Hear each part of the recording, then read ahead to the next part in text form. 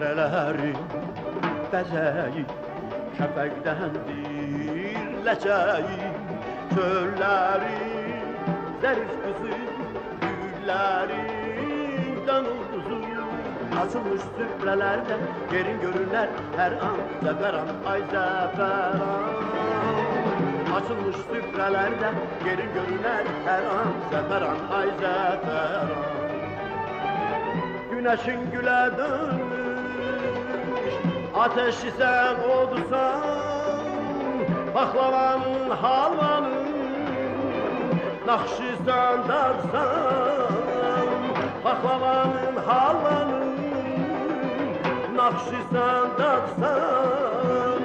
Lezzet isen koreyin, etriysen çöreyin, zəfəran, ay zəfəran.